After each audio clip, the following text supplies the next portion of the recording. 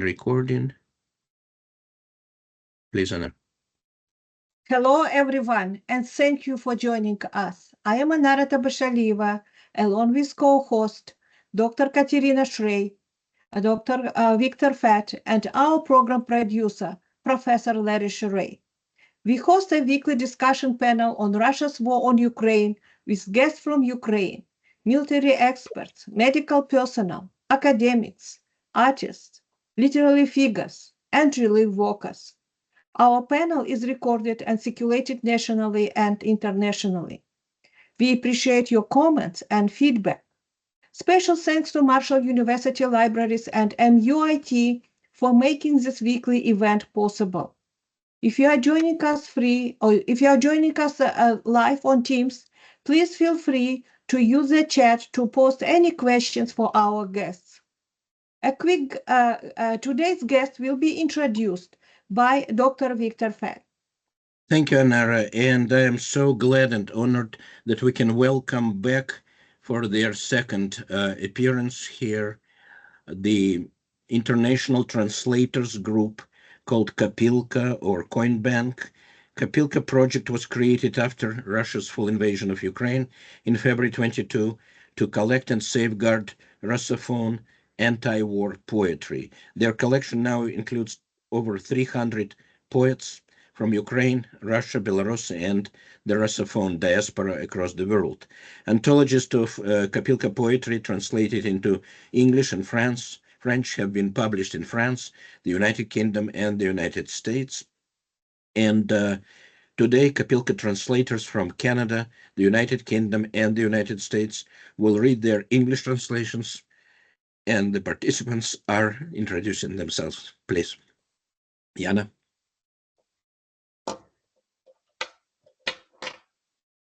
I would like to actually pass the virtual microphone to Julia Nemirovskaya, who is our founder and intrepid leader, to introduce Kopilka project as a whole, and then we'll go in the order of poetry that is in the slides.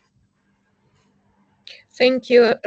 Thank you very much. I would like to thank Victor and Anar and Larry and Yana for organizing this event. Of course, it is a great honor to be here.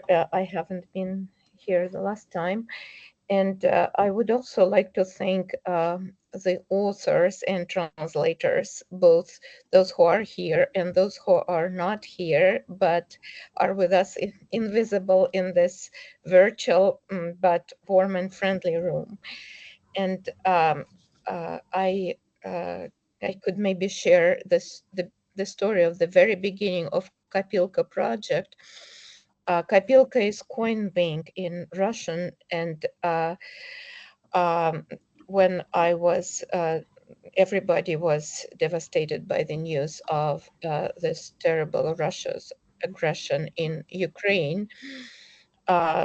Maybe in a few days after the onset of this aggression, I got a letter, actually an email from an old friend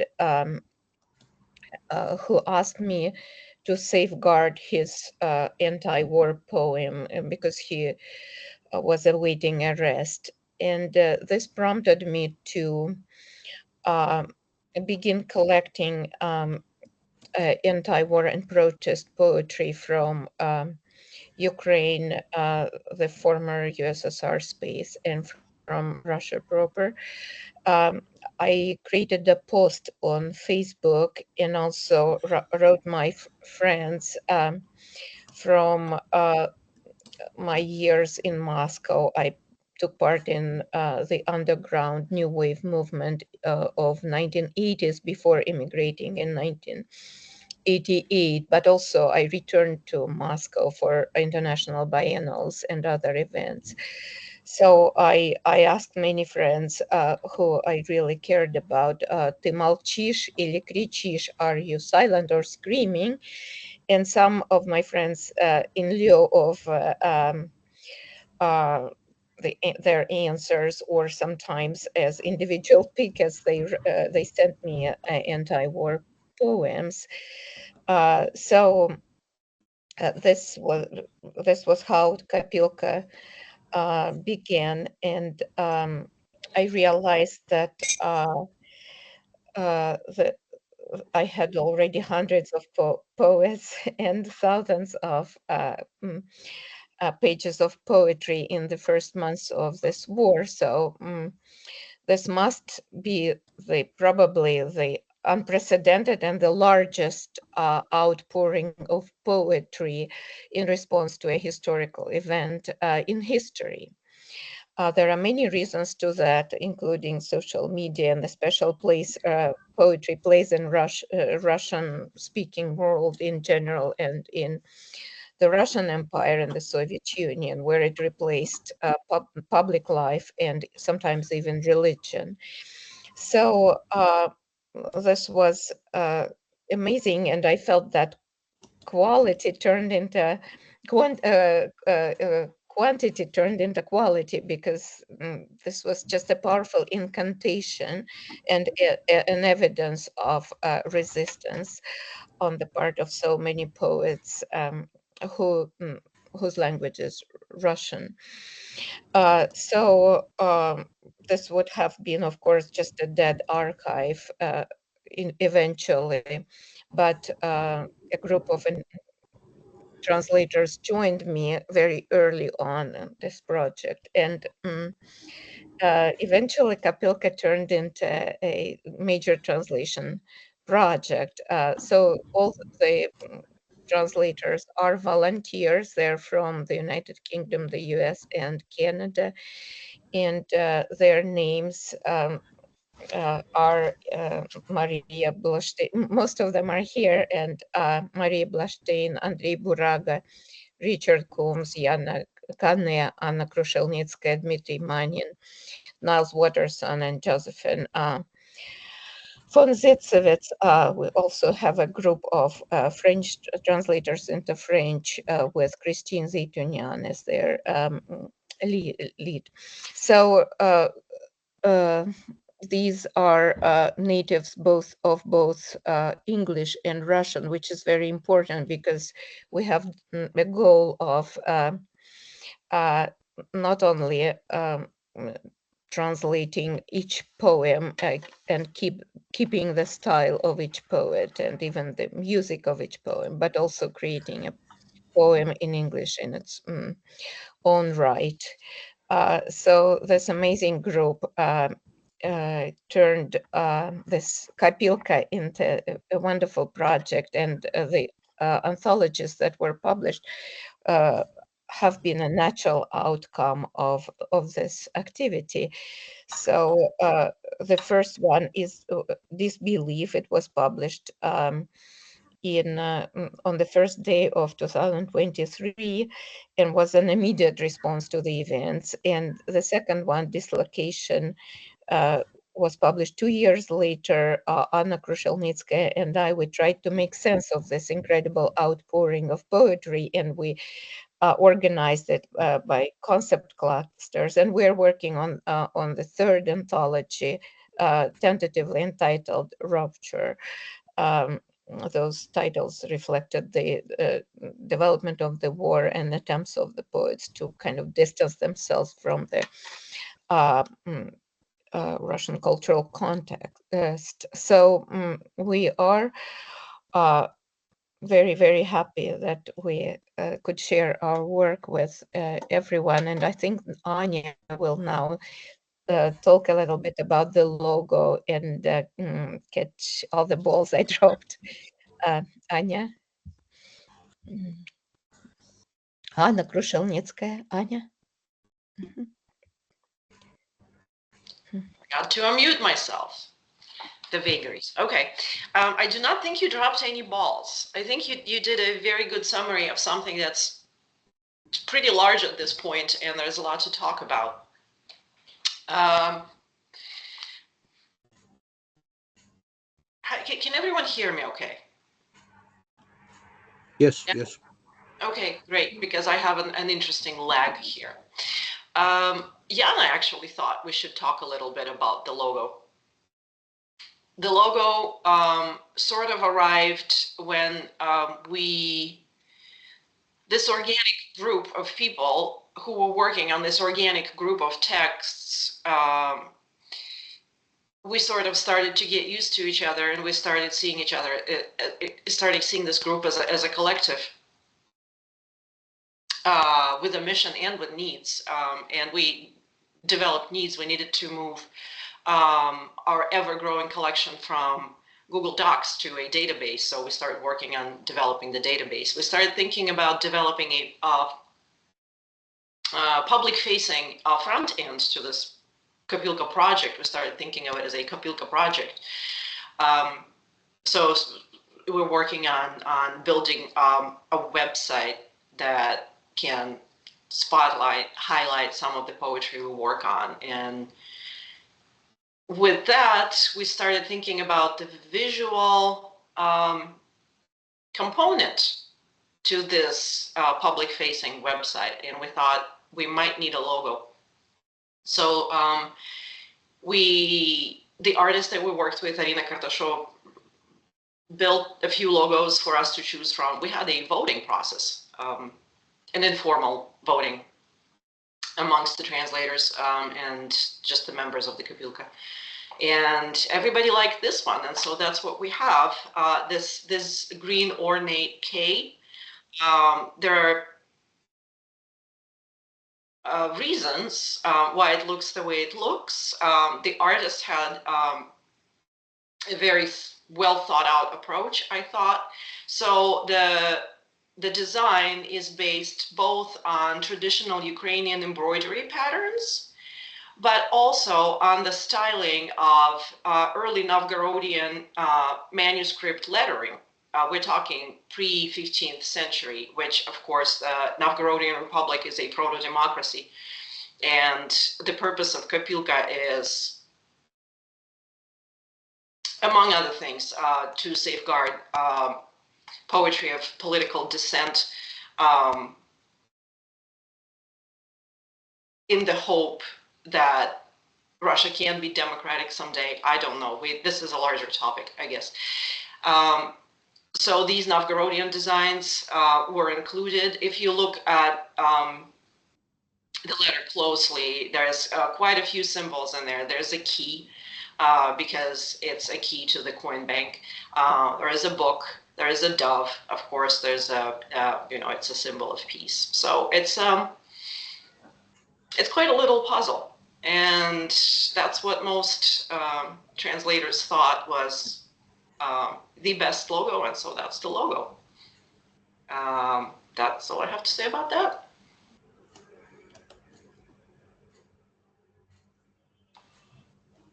I am wondering, Victor, if you can share things a little bit differently, because I don't see the logo actually. I only see partial, very introductory slide. Okay, yeah, good, thanks. And I think we went through like the books where Yulia was showing the books, yes, and then Anya was talking about the. And I also think you have an old version of the presentation.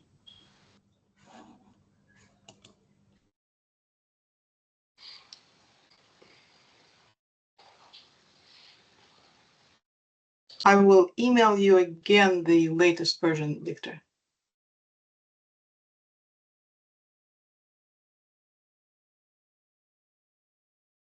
Yes, this was the latest I downloaded. Sorry about this, but you can keep talking. I will reload. This is not a problem. I will just send it to you. Yes, please. We can talk as I'm doing this. I'm sorry, we're informal here, and these glitches happen. The latest version will be here. I just emailed it to you. But Anya, I think you can probably start talking about Victor Zhuk. I'm sorry, Vadim Zhuk, and sort of his why we want to especially highlight his poetry today. Okie doke. poet Vadim Zhuk passed away unexpectedly very recently. And I will not go into his biography or the accolades or what he did for the duration of his life, which was pretty splendid. But I will instead talk about us Facebook users and what Vadim Zhuk meant to us. For the past 3 years, up until the day he died, every day I would open my Facebook feed, and without fail, Vadim Zhuk has written a poem, most often having to do with the war. And I know that for many people, not just myself, this is how the day started. Vadim Zhuk, for 3 years on a daily basis, helped us make sense of our thoughts, of our feelings, of our processing of the war. And I think it was just such a unique and significant thing to do. He was, of course, very prolific and very facile writer. He, wrote very well, and a lot of the poems, many of the poems that he wrote became immensely popular and were shared again, because they are both accessible to people who maybe do not even read poetry. But they're also very well done, and they touch upon worries or fears or feelings that are common to many, many, many people. And that's why I thought, with my translations today, I would like to honor the memory of Vadim Zhuk.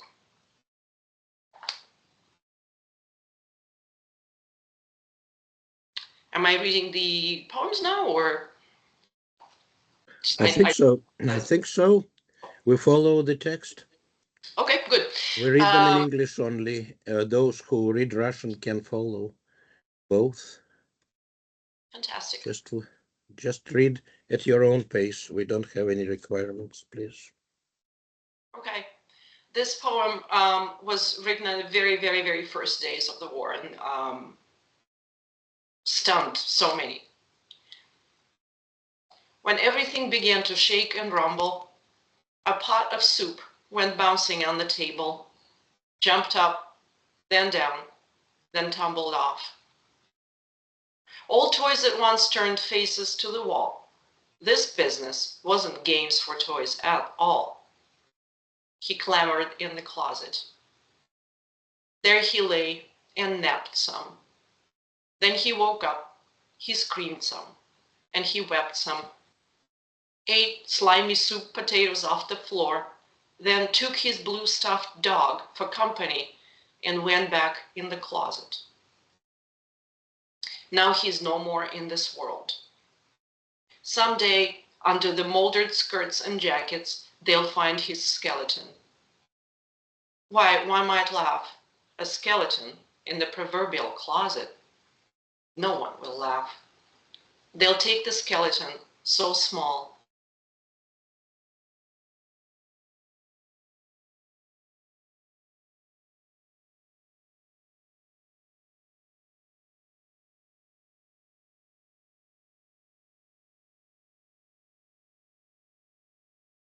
I'm sorry, Anna, you're muted by some reason. Please unmute yourself. Open your microphone, please. It is closed. Yes, now it's okay. Interesting. I did not mute myself. How much of this did we miss? Skeleton, so small. They'll take the skeleton, so small, still gripping the stuffed doggy bleached of color, and bring it out to light in this cruel world.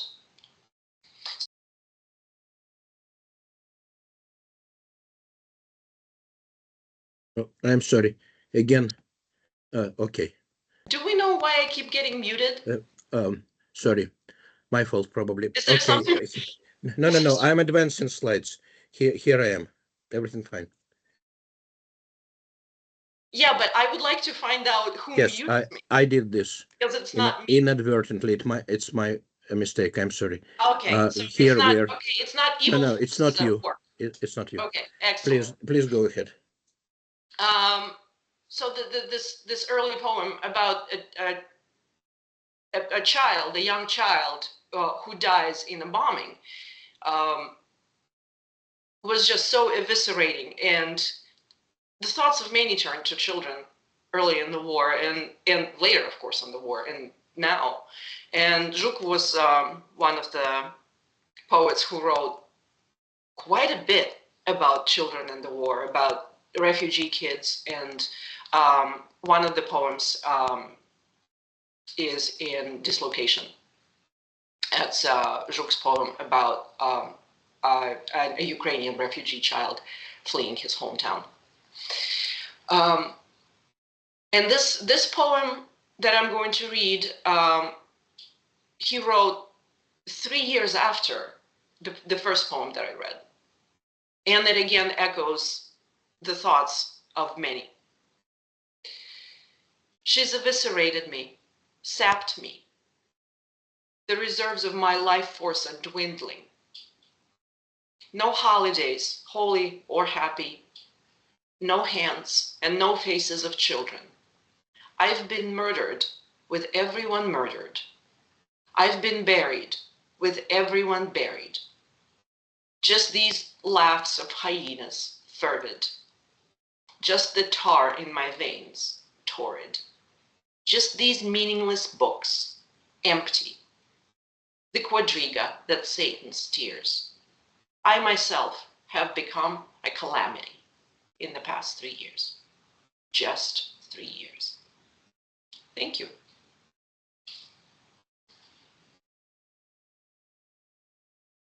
Thank you. We're moving on. I think, yeah, I think we're moving on. Anya, I think you had some more poems by Victoria Koltsevaya. Yes, here they are. I did. Yes. I thought that Yana had a Zhuk poem as well. Or is it? Yes, I will when we get to me. You're right. I will. Okay, we're not doing Zhuk at once. Okay. Okay. Alrighty. Well then, I will move on to Victoria Koltsevaya. Victoria Koltsevaya is in fact in Ukraine, I think. Yeah, I wasn't sure. I was the one preparing the slides. Yeah. She was born in Russia in Novosibirsk, I believe, but she spent a lot of her life in Ukraine, and she's in Ukraine now. She writes both in Russian and in Ukrainian. Victoria Koltsevaya.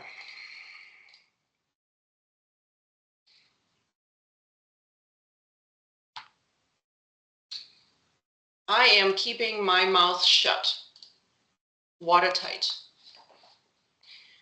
Letters melt like snow or sugar inside. An enormous bellyfish of fight and flight settles down in my belly for the night. Are you happy in the reeds of my lake, in the sleepy grass of my fluent banks, the right and wrong bridged with a stroke of bad luck, with no strike-throughs, sequins, sinkers, or blanks? He says, down to the least parentheses, all is music, losing solids when pressed. As pre-war as slumberous poppy seed teas, crossed in voiced hayings and in unvoiced. All is music, voting for copolyps, for cocolyps. Ooh, interesting. From celestial tam-tams and from lips, from the ever-widening circle grooves scored by the needle of the bellyfish lord. Make it in absolute simplicity, with no sorrow, no spiral, no clicking. Stunning things sometimes come visiting, more ear-splitting than sirens or crickets.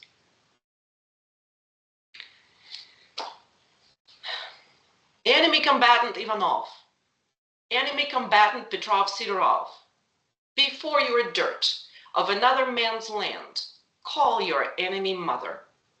Remind her that you are her son. Her own flesh and blood, her little boy, a lost babe in the woods, starving, wounded, bastard, marauder.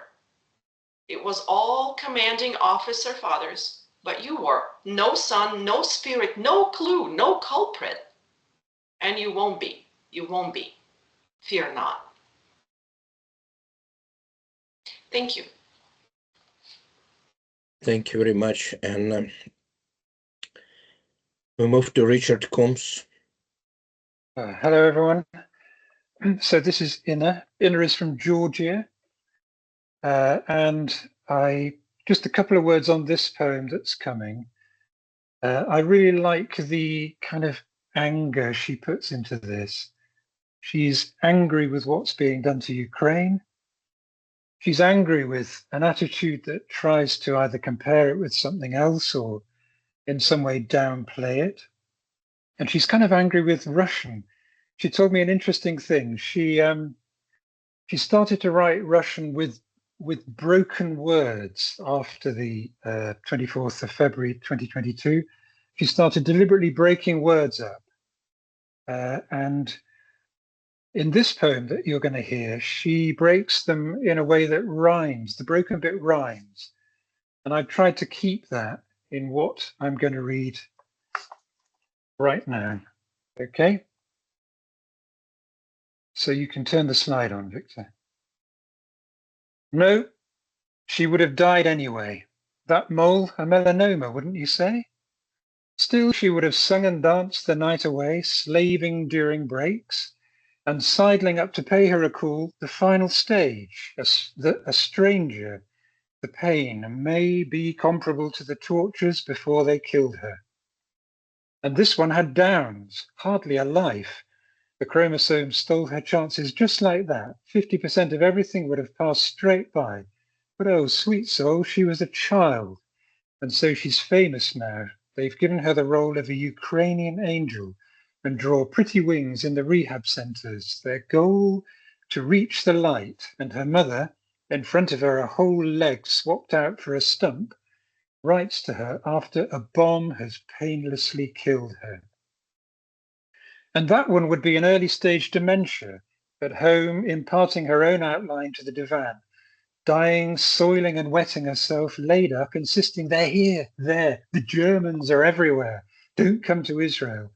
The number hand-linked on the hand creases, knitted, no, Netsuke, numberkins, knick-knacks, not stamped or stenciled. The Filipina pensively mixing more granules in the milk, aching for her children back home. How quickly they killed them. Somewhere a dozen cows would go under the knife in Ukrainian villages or on kibbutzes. Yields up, thank you, Mozart. But you have to ask if kids past the crying stage really need it. Grown-up kids would have been dinning mine at Cats and Dogs for 10 years, hell, more. Whence empty rooms later, stiffening at the corners, sotto voce and rising, crack, crack, crackle, nod off and die while you snore, to animal-less elderly parents. The animals? They'd already killed them. Whatever happens is for the best, or doesn't happen, whatever. A virgin waits for a shaheed up in the ether on a cloud she knows will suck and swallow her, and he won't stretch out his hand, won't save her, for him no resurrection. Animals will go extinct, and so will snowy weather. Visions of white will visit only the hospitalized colorblind in fever dreams. And oh, what about the Almighty? He's otherwise engaged, as ever. Okay. Right, okay, so for this one, lovers of slides, this may not be the best time to be reading slides. This is Glasha Koschenbeck. This is not a measured rhyming set of pentameters. This is a rockfall of words. So what I would advise you to do is find somewhere to take cover and just shut your eyes and let this come at you. And if you want to read it, it's in dislocation. And I'm actually going to turn my video off for this so that you don't get distracted by anything at all. This is Glasha Koschenbeck.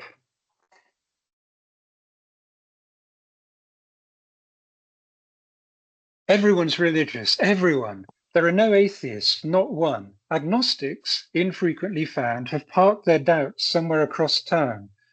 God exists, not even a question. He's a machine, so it comes with instructions and recommendations you need to know like the back of your hand.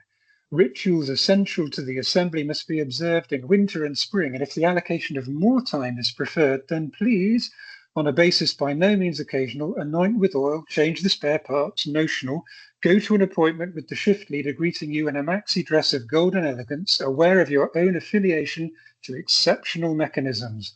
Buy consumables, fluids, candles, knowingly making due investment in possible personal life eternal. Remember a few chants, well, a couple, one at least. Set the cogs turning in the direction that suits you best. Use words shorn of meaning, love, don't kill, kindness, justice, mercy, shame. Then get the nod from the master and go off to shoot at rockets at people with zeal, without doubts, etc. Distinguish faces in portraits and their engineering importance, so you don't place a candle to a character who'll miss the question's significance. One will buy a cheap candle, another candles by Bosch, another a candle factory. Frankly, so what? Everyone has different possibilities and varied mechanical exigencies. Fulfill all the rules, not to mention investments and lubrication, to receive assurance that the present and future will be the stuff of fabulous fabulation, for some a tad more fabulous and bright, you know, like a match, a light bulb, and a searchlight. Or at least take out possible retribution insurance. I mean, that definitely won't be a nuisance. Frying pan, hell, devils, incomprehensible circles, and blah, blah, and so on. Make a note in your diary. It's all so old-fashioned, musty, and unpleasant that not delving deep is the only choice, really. But buying a bit of extra cover, obviously without losing face, has its place. Some consider it not superfluous to dive into an ice hole. No one's confirmed it works, so it's up to you to decide if it's worth trying. But God exists, just not here, and the stars not here. It's there where they're killing parents, children, their mothers, their homes. That's how it is. But he sometimes looks this way in birds, rain, clouds, trees, and for now he's waiting. He's just looking for now. Only he doesn't seem to believe either.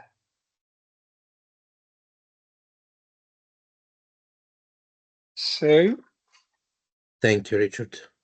this is the third of a trilogy of poems which touch on the theme of what God and or religious people are or are not doing during this imperial war of destruction by Russia against Ukraine. And this is Olga Zonberg, A Kind of Calm. Scraps of conversation, time-worn to tatters, adding up to nothing.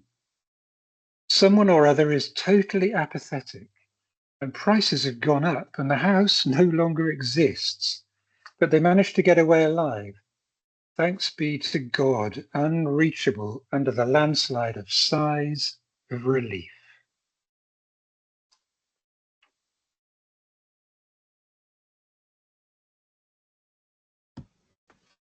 Thank you, Richard.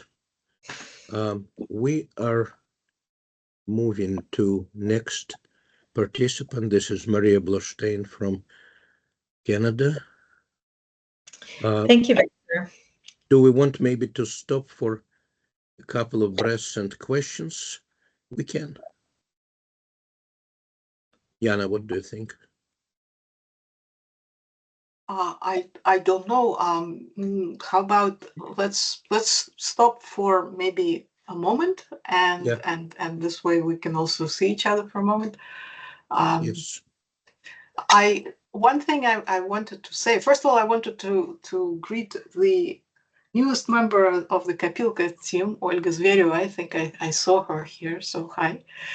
And also, one thing I wanted to mention is how each translator is responsible for a particular poem that they're translating, but how much it's also an interactive and workshop environment by email. We sometimes the volume of email we produce within the group is enormous and even frightening to all of us. But I know how much I am helped by that. You know, and the fact that somebody was mentioning that we have some people for whom English, like Richard, for example, is their first language, and they can sometimes help us. Like for me, sometimes it's hard to know how to be not quite correct, you know, not have that correctness and that caution of a foreigner. And on the other hand, those of us for whom Russian language was our first language, we can sometimes catch some fine points, both of language and of cultural realities it's referring to, and sort of help our fellow translators that way. And then there is Maria Blastein, who's kind of like both, came to Canada as a fairly young child, so she's in both worlds probably equally. So I just wanted to mention that. Thank you. Thank you again, Julia, Anna, and Richard. We are moving to Maria and then to Yana. I believe we have two more readers. And don't worry, we don't have to end on an hour. We can stay for as long as people have questions. It's a great pleasure and honor to have you here. I'm sharing the screen again. All right. Well, I'll start here then. This is Olga Levskaya. She's a Russian poet. Fairly early on, after the full-scale invasion broke out, she moved to Serbia, which is where she now lives. And this is a poem about the reality that we saw in the beginning of the war. There was a real split, generational split. A lot of the older Russians were supporting the war and saying that it's the right thing to do. And the younger Russians were appalled at what they were seeing. And so this poem captures, I think, that reality. It's from 2022. There's Russians now who get up and wrap up and pack up. Seems some of us are fed up with the usual stale porridge. The country is unbearable, or is it just a smack up? And really it's delightful and full of untapped courage. Go read up Russian history if you find yourself confused. But if it's a cure you're wanting, a prescription for revival, be sure to ask its runaways, the beaten and abused. They tried to find a better way, a life, not mere survival. But Pa is looking murderous, and Ma is on a bender. A happy end's unlikely if the kids decide to stay. The suitcase generation is counting up its pennies. The tickets cost a fortune when they're all one way. The next poem I'm going to read is by our Vita Stivelman. She's a Russian poet who's lived in Israel for a while and now lives in Canada, in Toronto, which is my hometown, I'm happy to say. And this is a poem about the centennial of the USSR, which was celebrated in Russia and which she observed from Canada and couldn't understand what she was looking at. So it's a great poem that she wrote about that, and it spoke to me in a very direct way. Sivka, magic horse, cavorts, sloshed snow maidens out of sorts. Murka hides her gun under her skirt. And it's Alaguer comme Alaguer, in the land where birch is loved by all, in the boondocks and the capital. It's endless parties, wall to wall, the Soviet Union's the centennial year. See flags entwine, tricolor with the red, forgetting any arguments they've had, like business partners forging straight ahead, or like a rookie with his AK gun. And to ensure their path is clear, away from Facebook they're steered decisively, past doubt and fear, by a strong hand equaled by none. And when I read that someone in High Federal is ordering that all shout out to battle and promising to give away Berettas, piling up horrors in an endless list, then I remind myself quite simply that I bailed out in 1990 after consuming all of that aplenty. And then I think, yes, happiness exists. So the third poem that I'm going to read is actually by our host, by Victor. You might not know necessarily that Victor has been writing poems since he's been writing poems all his life, but since the full-scale invasion, he's been writing an enormous amount of poems. I think over 800, and it's quite an astonishing feat, an astonishing body of work. And I'm going to read a poem from the beginning, from the early days, which I think expresses what we all felt and perhaps still do. It's called Decay. The empire commits suicide live at its war, Rasa Global. Pushkin and Brodsky are blown to stone crumb in Irpin and Mariupol. Rotted ties that bind are blown to bits faster than speeds of light and darkness. Charred textbook pages float off. Thoughts turn to Velimir Chlebnikov, who hid in Kharkiv a century ago in a psych ward figuring out his alphabets of stars, empires, birds, trying to gauge the half-life of heaven and hell. Didn't we know that hell has no limits? But we were promised heaven on earth, not hell. February was the beginning, but its end, who can tell? Thank you, Maria. This is very nice. And I'm amazed on how you can handle this. Back to Yana, please, and to Vadim Zhuk. Yes, so I will read. Anna Krasheninskaya already sort of introduced Vadim Zhuk, and it was such a gut punch to read about his death, which was sudden and happened. He has been, repeatedly sort of silenced in various ways in Russia, and I think the last straw was. He was supposed to introduce a certain kind of, I think it was a presentation on animation, something that he cared about very much, and he was denied that. An MC at the animation festival. Right, and something he'd been MCing that festival for decades. Right, and something he cared very much about, yeah, and he was suddenly told no, he couldn't do that anymore, and like within like days, if not hours, he died, heart attack. So this poem appeared, like Anna said, that he wrote poetry, and excellent poetry, not hacked poetry, with amazing rapidity, responding to these events that were happening. And this poem appeared like within a day from an incident, unfortunately one of many, but an incident of bombing of civilian houses, basically in Kharkiv, Ukraine, where a child and his grandmother who was babysitting him, they were killed by a rocket that just blew up in their apartment. All that's left of the baby is the rattle. All that's left of the granny is her knitting. Who would dare ask what punishment is fitting for our boys with their shaven napes and temples? For mother hen mommies kind and simple, or timid mouse girls with braids and dimples, for old-timey towns and quiet hamlets, for our fairy tale bears, cuckoos, froggies, for our homemade sweet rolls and pierogies. Mittens, socks, what was she knitting that day? She hadn't time to say, she didn't say.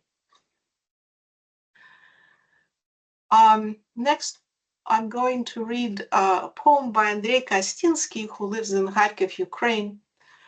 And it happens to be that just last week we were introducing a book, an anthology of Russian poetry, and I read a translation of a poem by Kostinsky, a very recent poem, which really deals very directly, is a poem of witness, deals very directly with the war and the bombings in Kharkiv. And at the time I mentioned that he writes even during this time. You know, his world, as the world of many poets who write in Ukraine, in Russia, is not completely sort of consists of war. These are people who are poets, who were poets long before this terrible war, and the world interests them as poets in all of its in things that are terrible about it, things that are beautiful about it, things that are very grand, and things that are very small. And so, for contrast, for this time, I chose a poem of his that is not about war. I also want, by the way, to acknowledge I get a lot of help with editing my texts, not only from Kopilka, but also from Bruce Esrick, who is also my husband, and also actually from Toronto translators. I don't live in Toronto, but Vita Stivelman, whose work we've read, she's kind of an organizer of many things, and she connected me with Toronto translators, a wonderful group of translators who translate primarily into Russian from other languages such as English, but who help me in my work with now I translate primarily into English. And also another group is Red Wheelbarrow Poets in New Jersey. And again, I joined that group as a poet, but in the last 3 years, they've been kind enough to actually help me work on the translations. I've sort of switched pretty much my attention to translations, and we'll work on them as poet, as standalone English poems. So, okay, so now a poem by Andrei Kostinsky. The spider spun, let's see, I think we have, yes. The spider spun pauses, composing a cobweb. Fly notes sounded while they sounded. The spider ran up to tap a new note, strummed with claw tips to extract the last sounds, to shroud her in shade silk. Murmured to her, apologetic, I need to live, feed myself, store provisions. You flew in here on your own, no one called you. But I'm grateful that you made your sound. I will long remember you till the next note, surely. Spider staff lines, rasped in the breeze, breathed a new pause. And the next poet is Dmitry Bliznuk. He's also from Kharkiv, Ukraine. And here he is holding a book of his, which just came out.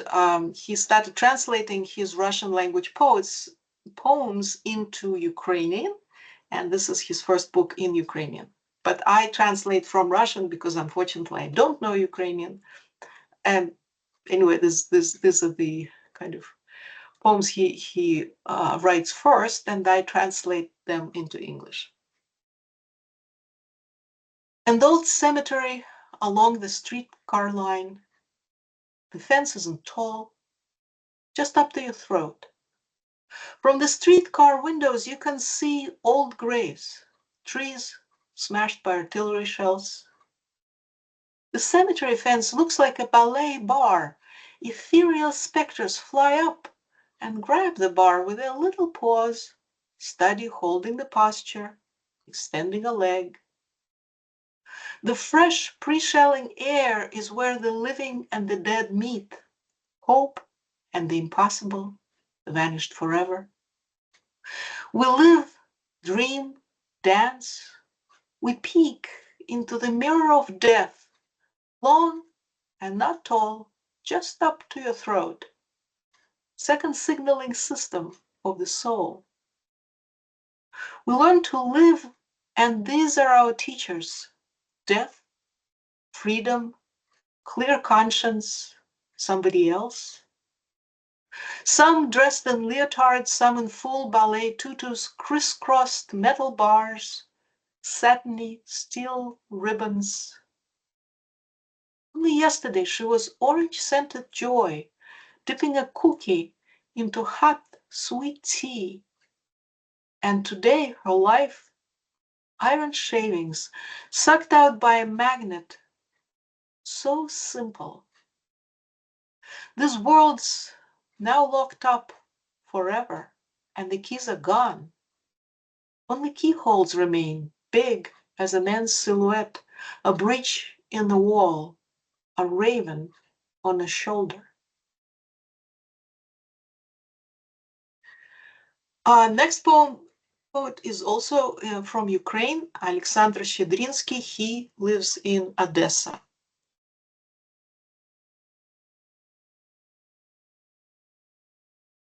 What will you do if you are in Ireland? I mean, you'd need something to do in Ireland. Let's make our way to Ireland, I say. Only what will you do there? Here, we've gotten used to surviving, to taking cover from the shelling. Here in the word, we have some purpose.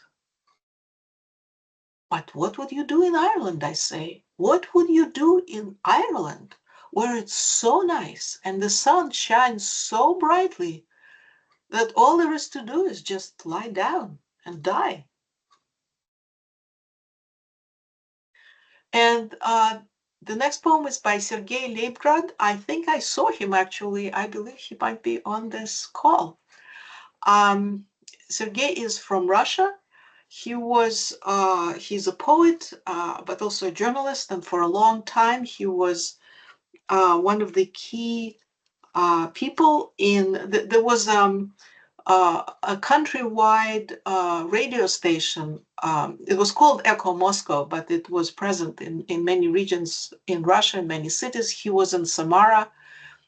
And this was kind of one of the last surviving free voices within Russia up to the war, and pretty much on the first day of the war, or within a couple of days of the full-scale war, February 2022.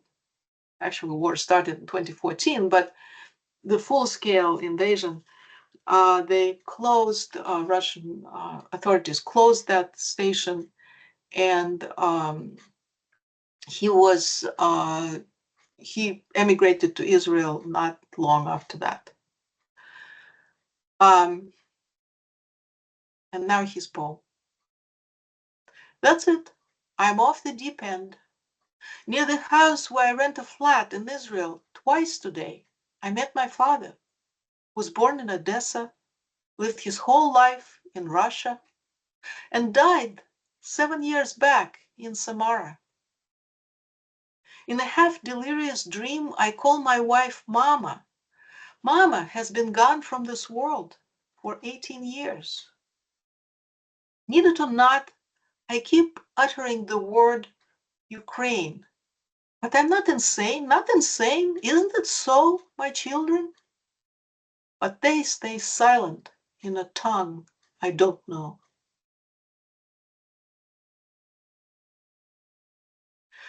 The next poet is Dmitry Bykov. He is certainly one of the kind of extremely well-known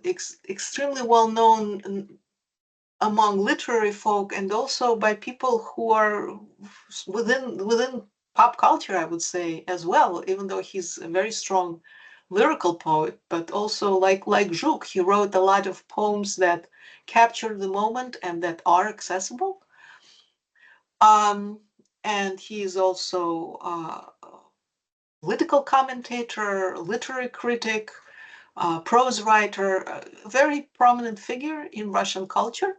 And so I think it's kind of not surprising that before the poisoning attempt on Alexei Navalny, there was a very similar attempt on Dmitry Bykov. Luckily, he survived.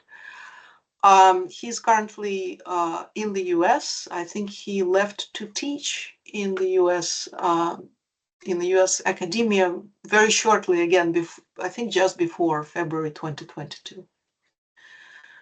And there were a couple of attempts to sort of, I think he has, I think he remains of interest, let's put it this way, to Russian authorities. And I believe this poem is about that. It seems these days that over there, my ghost or shadow still remains. Neither indignant nor defiant, he merely grumbles and complains. He wanders, wincing, softly whimpering, a wintry hellscape frozen hard around my home, which stands abandoned, my Lada rusting in the yard. Stuck in the womb of that failed empire, the misbegotten wretch is there a hostage, held by those who are powerless to lure and catch me in their snare. My shadow, voicelessly lamenting, not growing old, not growing strong, lifeless and deathless without direction, he merely drags himself along. His publishers have all been shuttered. His readership has moved away. He saw it coming. He was prudent, scrimped, saving for this rainy day. Skulking and shuffling, he squints mutely. I cringe imagining this pallid, this helpless being who is cowering, subject to being judged and bullied.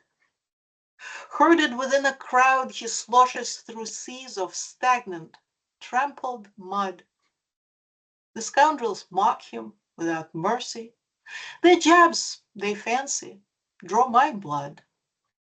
Out there, alone and spurned by heaven, he's sapped by indolence and fear. His dread laps at my spirit daily, its noxious darkness finds me here.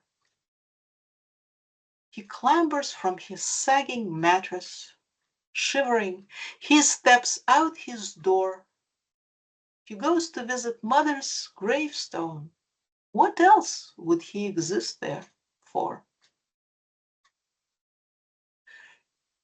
And next poem is Alena Maksakova. She's from Ukraine, I believe from Kharkov, I'm not sure. And currently she lives in Germany.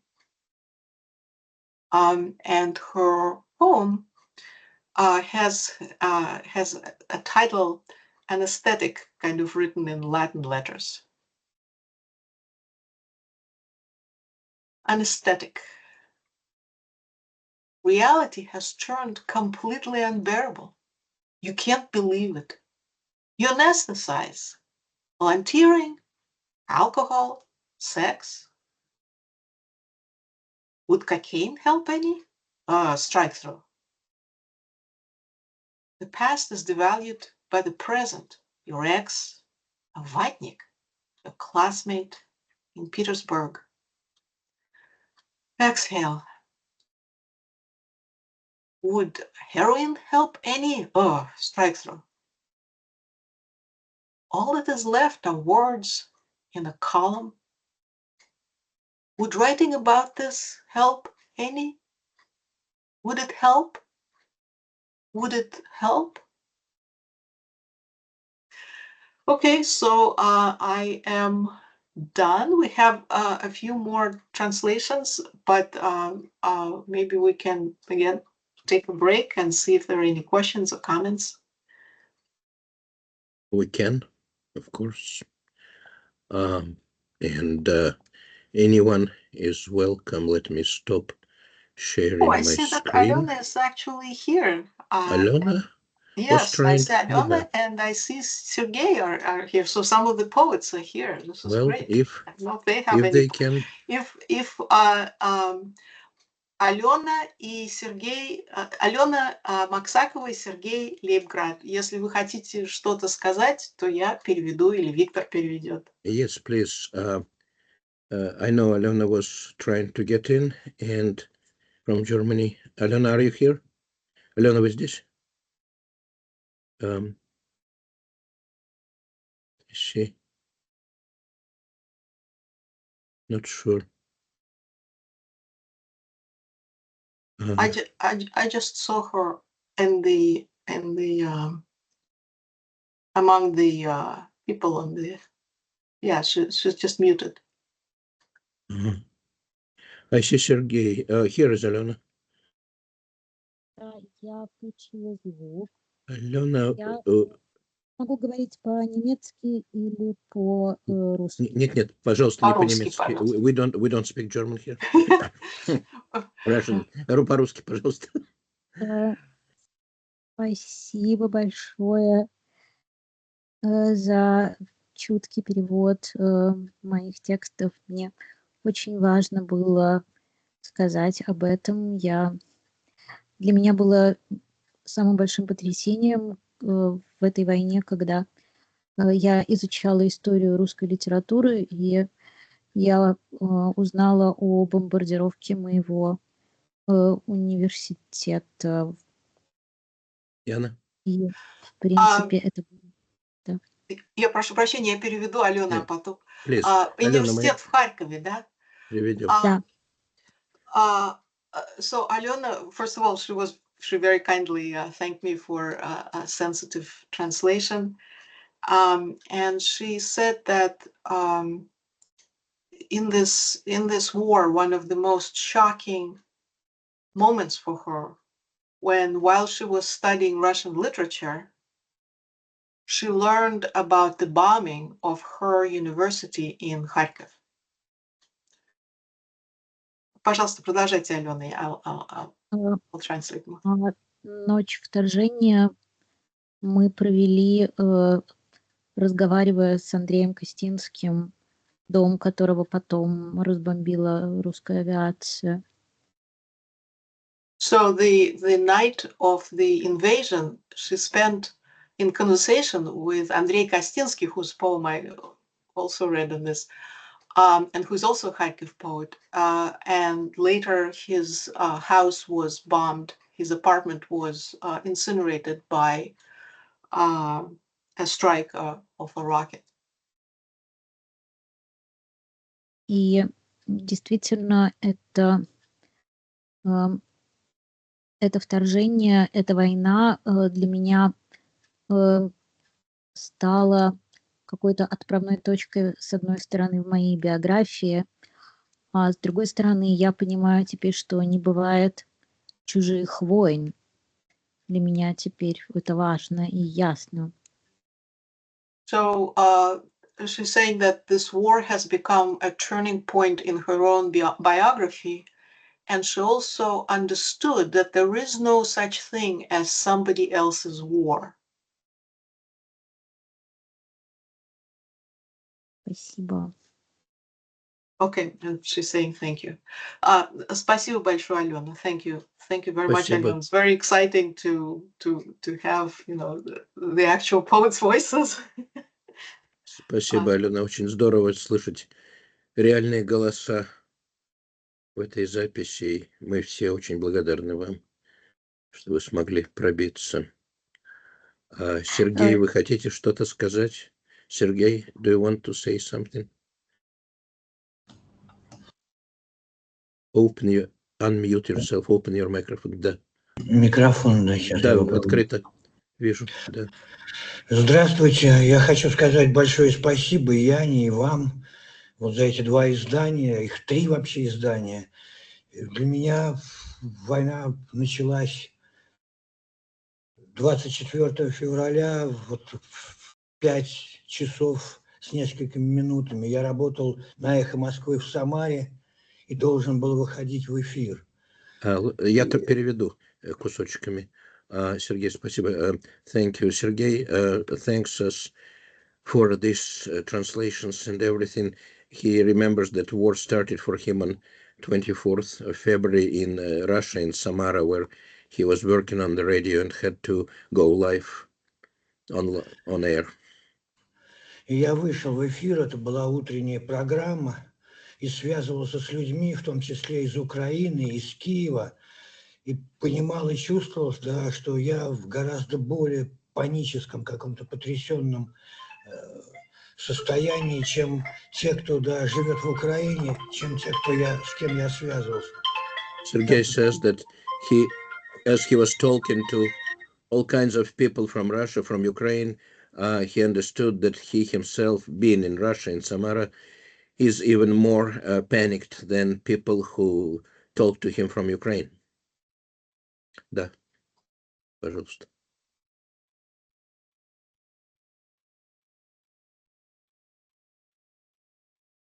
Сергей, мы вас не слышим.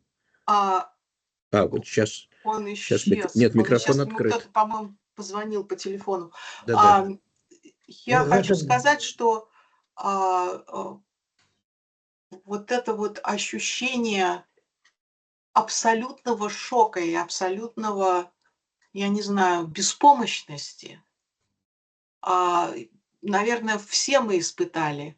Но вот я испытала пару дней назад, когда человек, один из поэтов, которых я перевожу, я еще не спросила у него разрешения, так сказать, говорить об этом, поэтому я не буду называть имени или место, где он находится, но он мне посылал видео, когда вот его бомбили. И это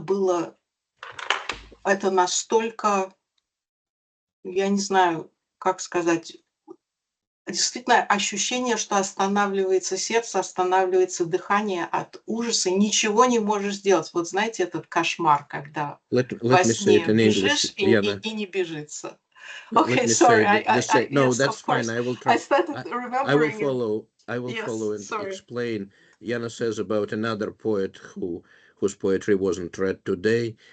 He quite recently, sent Yana from Ukraine a video of bombing of his house, and this was something really unbearable. You see this footage and you feel yourself in a dream when your heart stops and everything. It's Я хотел бы попрощаться. Yes. Сергей? Да, я хотел бы попрощаться, сказать большое спасибо. И в тот же день, 24 февраля, я публиковал подборку «Вестник современного искусства Цирк Олимп». Я соредактор, когда-то был основателем этого издания. И первый текст звучал так, да, 24 февраля 2022 года. Как жаль, что я не умер от ковида. Моя жизнь полностью изменилась. Я уехал в Израиль, в том числе были угрозы политического преследования, и стихи вот сейчас и все эти 3 года остаются, в общем, единственной какой-то возможностью дышать и понимать, что ты еще жив.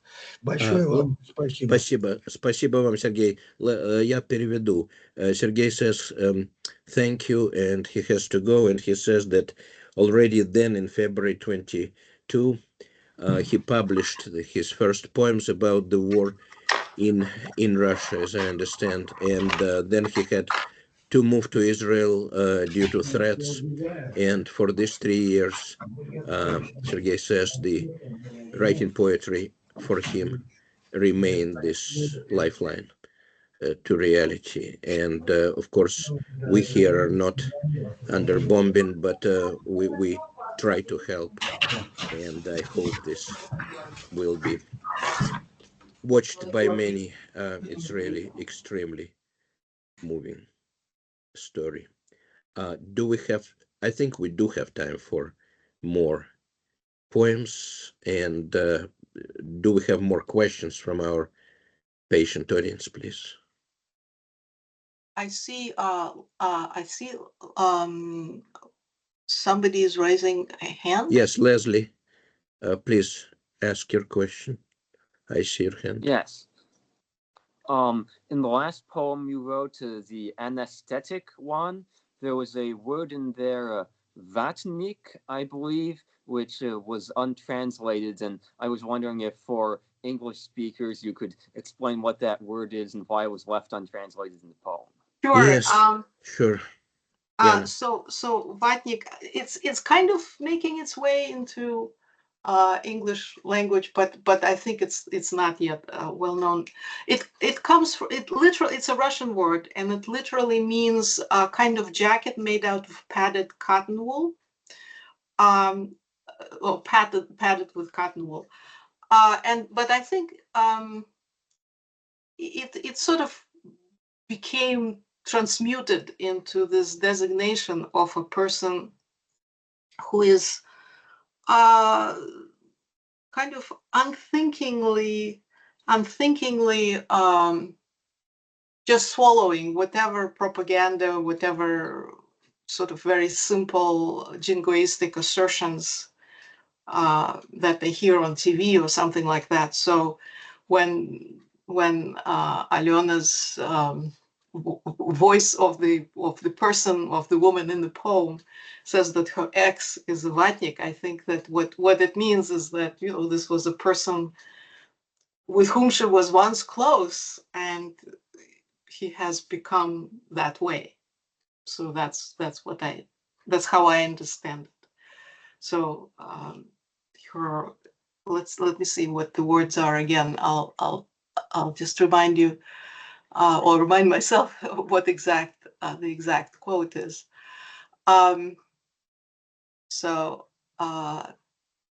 The past is devalued by the present. Your ex, a vatnik, your classmate in Petersburg. So I think that what happened is that there was a lot of horror and rupture between sometimes people from Ukraine and people from Russia had a lot of family connections. There was a lot of shared history. People often went, you know, to Kharkiv to study, or came from Kharkiv to St. Petersburg to study. So you could have classmates, lovers, relatives, and so on across the border, and also within Russia itself. You know, people had maybe different sort of viewpoints, but it wasn't that stark. And I think that's what the character in the poem is talking about, that, you know, her past was linked to this man, presumably, who has become a vatnik. It was linked to her classmate in Petersburg, and now presumably there is this rupture. They've somehow aligned themselves with. Unfortunately, there are people who think, yeah, this is the right thing to do, you know, who bought into this propaganda or something like that. So I think that's the kind of shock that happened to many people when they found out who is who and who has which views when it comes to this kind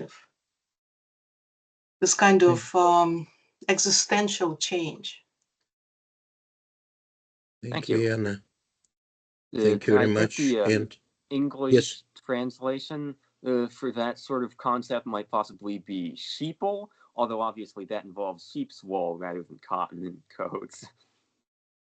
That's a good point. That yeah, somebody who has sheep's wool pulled over their eyes. Yeah, that's Yeah, well, in the English, the term sheeple basically means somebody who's just following the leader, like sheep following a shepherd. Yeah, I understand. Yeah, that makes sense. It certainly is. Yeah, this is a good point. Thank you. thank you, Leslie. We move to our encore session, and if Richard is still willing to read, please. Milena Okay. Makarova. Yes. All right. So Milena. Milena is, so sorry, just to say that you might have noticed, some of you might have noticed that, I'm going to have to read this on my phone and it's gone off. You might have noticed that we haven't all done everything from Kopilka. So we've had like solo spots, and this is mine. Milena Makarova is a Latvian poetess. She was born in Latvia, where I am now. She speaks Latvian and she speaks Russian. She writes in Russian and she translates from Latvian. She is a writer and a translator. And this poem, we've had the pleasure of reading twice together. We performed at a festival in Tartu in Estonia last year. And then we followed up on Latvian radio, where we were interviewed in Russian and also read this poem and one other. This poem captures Milena's reaction to Lviv. the Ukrainian city which she really loves. This is her idiosyncratic reaction to having been there several times. And just to make sure you understand that most of this is about Lviv, but her journey to Lviv she transited through Warsaw, which is why you get a Warsaw reference at the beginning. So this is Leopolis, Milena Makarova. Someday I'll have forgotten it all, but not yet. I still remember the pigeons at Warsaw Station, midday on Jerusalem Avenue, Dziękuję bardzo and Where are you from, Pani? The glowing nighttime road and the sunlight of Leopolis. Someday I'll have forgotten it all, but not yet. I still remember the clouds over the Dominican church, the votive candles on their mesh of chunky bronze, the flame lit before the Lord, the season of autumn weddings, love and prayer. I'm here again, and everything is where it should be, just as it was. Love, September, King Danilo, the subterranean streams and the golden aroma of the coffee shops, the flame-proof manuscripts of the Kneharon, and the loneliness. But yesterday a strange feeling came over me, vital like something aglow, a sense of my own immortality. Strange, is it not, that neither love nor war need immortality? I didn't know what to make of it. I understood one thing, that there are cities in which the air of autumn is gentle and ringing, now with an ancient musical trinket box, now with the voice of a child, now with a tatty old tram. These rails, where do they go? To the Church of St. Mary of the Snows? The High Castle? To the place where that meeting didn't happen? I won't recognize it now, but I remember, I still remember, and maybe I'll never forget, for the two bloods of royal Lviv flow in me, so possessing me, that Dziękuję bardzo, that Bud laska, Lord, don't leave your little girl. Memory is flimsy and flighty, and like a subterranean stream, like the sky above the Dominican, like the orchids in the evening windows. I saw shutters covered with writing, words of Rabindranath Tagore. Never fear the moments, thus sings the voice of eternity. I've never learnt, Lord, to read your signs, but still I remember that I am immortal.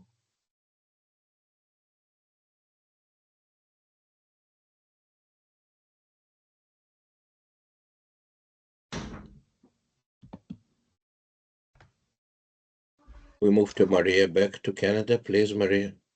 Yes, thank you, Victor. This is a poem by Farid Azizov. Azizov is actually Chechen, apparently. He lives in Russia. From what I heard, he's unfortunately not well at all. He's quite ill right now. So a lot of his poems spoke to me directly, and this is one of them. When payday rolls around, the executioner will get his rations with his groats and butter. He'll buy some candies for his grandkid and pack them tenderly into his empty holster. He'll trudge back home to his beloved wife. She'll stuff him full of food as if for slaughter, and then he'll sleep deep under fluffy blankets, conversing with himself until the night is over.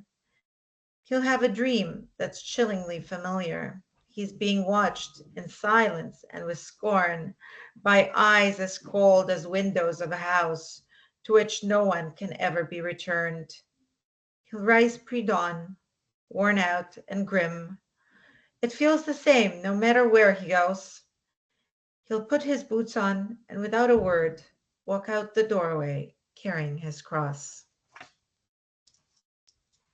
Thank you. Thank you, Maria. Back to Richard now, to Latvia. Goodness, I only just got back to my chair in time. Sorry. Tatiana Sherbina is a Russian poetess who she wrote a poem that's in disbelief that I translated. on the 1st of March 2014. And it's about Russia's imperial thirst to destroy Ukraine. And so it fascinated, I mean, she understood right then what was going on. 1st of March 2014, she knew exactly what was going on. So it completely fascinates me that she wrote this poem in March 2022, which I think is my favorite of all the ones I translated for Disbelief. There are green bean pods scattered on the supermarket floor. We're on the wrong one. Yes, thank you. There are green bean pods scattered on the. There are green bean pods scattered on the supermarket floor. Struck me that it was someone's heart had ruptured right at the checkout when they'd had to pay, meaning the heart was green with anger at the bloodsucker, or maybe, yeah, at the cashier.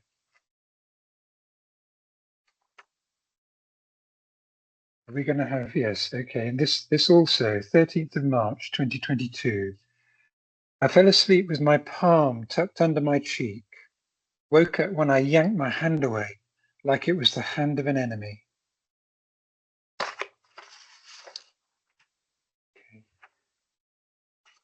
And this one, which I had the pleasure of reading with Yulia in Leeds recently, on Yulia's grand tour she's been doing for a couple of months now. And we met in Leeds, Yulia and I, and read this poem by Olga Zonberg called Annexations.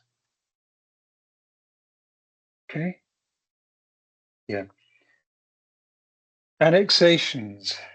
Burning the tongue with a word that simultaneously signifies a cup of coffee and a puddle of blood. Choking on a word that simultaneously signifies I love you and snuff it, scumbag. Throwing up on a word that simultaneously signifies your child living and someone else is murdered. The doctor says be patient. Your speech organs can't manage it yet. They're not quite ready.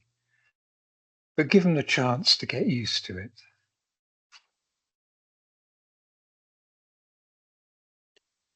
And this is all we have.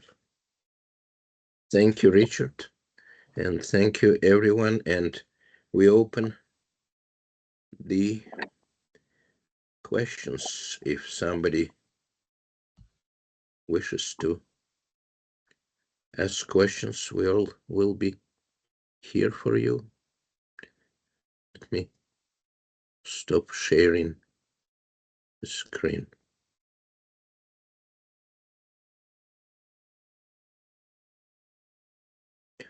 There are 16 people here. Thank you all for coming. And if there are any questions you want to ask from our guests, they are so graciously agreed to come from across the globe, and we thank them profoundly. We planned this event, well, Yana planned, and others very carefully, and we realize how heavy this stuff is. It sounds strange in English, though. Any comments from anyone, please?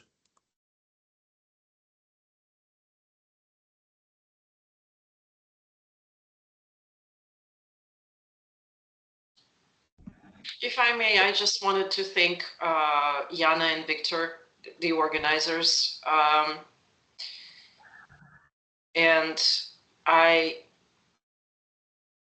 been, working on this poetry for the past 3 years and living with the news for the past 3 years. And you think you've become inured to things. You think you've read those things already. You've heard those things already. You translated those things already. And you think, sometimes you think all the feelings have been felt and I am numb. And just attending this today, I am again surprised that when I least expect it, something sucker punches me. Yes. And sometimes it's a poem that I have not read or heard. And sometimes it's one that I have read or heard or helped translate, and that was 3 years ago and I forgot about it. And it just has that effect again. And so I really appreciate you guys keeping my heart alive here. Thanks. Thank you, and thanks to everyone, and Thank you. to translators, of course. I have a couple of comments just thanking everyone from David Axelrod and Phil Broomfield here. I know we can talk forever about those things, but sheer gravity of these texts, I think, speaks for itself. And it's not easy, even to listen. We thank all the authors. Many are already not with us, like Vadim Zhuk. Many people we didn't read are killed in the war. Many stopped writing. So our heart goes out to those who still write, cannot stop, and cannot stop translating, because that's the only way. I don't have to talk a lot about it.